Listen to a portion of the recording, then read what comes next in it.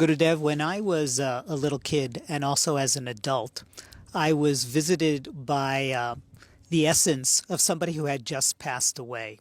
Is that my imagination or is that a real phenomenon? Usually in dream state of consciousness, people who passed away, they do visit us. And it's very common.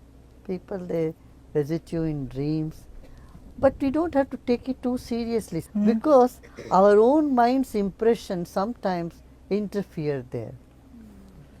So our own feelings of guilt or gratitude, love or hate, or whatever emotions we have been having hooked to them can manifest little strongly there.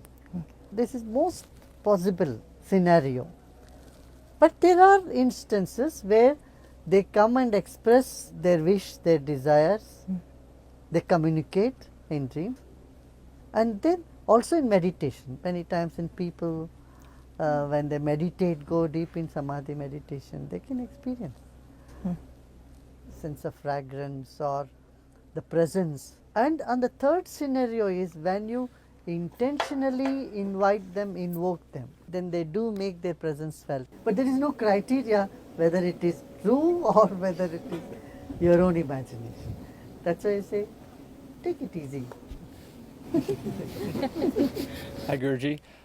So various cultures have used psychedelic substances to explore different dimensions and energies. Do the Vedas talk about these substances at all? And is it a legitimate way to explore different dimensions, or does it have a negative impact on a human's karma?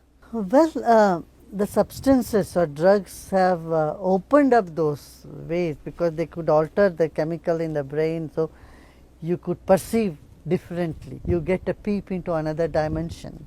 But the thing is, with all these recreational drugs, they cause huge damage to our nervous system, and then it makes you get addicted to them. That's not desirable.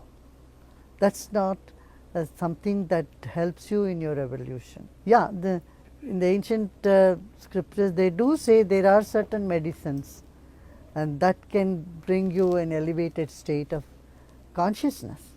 Yes. But I would say that when you can do it with your own breath and meditation, why would anybody go for drugs to alter one's consciousness? When it's right under your nose, you don't have to go looking for something that would make you sad and miserable later. Because the swing is very big with the recreational drug. Maybe for a few minutes it keeps someone elevated, but then the crash is too big. But whereas with meditation, with pranayama and breathing exercise, there is no crash. Are there extraordinary abilities or powers that we can access? And if so, how do we do that? You know, you call some power extraordinary if you are not used to it. And if it's new to you, I think, and you find that traits almost everywhere. There are people who can do many things, people who can just bend the spoon looking at it, and there are people who can predict.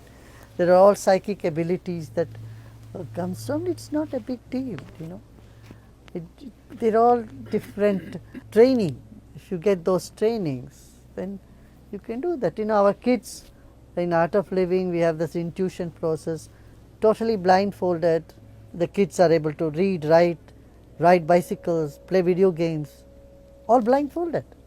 And it appears to be an extraordinary feat. But if you go into it scientifically, yeah, it's possible because they are using another cognitive aspect of brain which we have not been using it. See, if you are not used to sitting on the floor, then you find it very difficult. You cannot sit in Vajrasana or in Padmasana if you want to sit in lotus posture.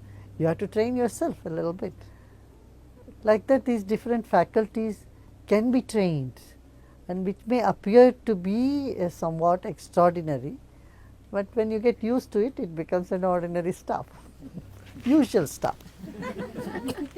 Gurudev, what is the spirit of the consciousness of the enlightened masters of the past, present, and future? See, you cannot comprehend the nature of enlightened consciousness. You cannot. It's like your nose cannot see, eyes cannot smell, nothing else can really know you. So the ancient scripture said one thing, knowing that you become that. And only when you become that you can know that. And so there is no other description, whether it's waking, dreaming, sleeping or something higher than that. And knowing that you become that. Done.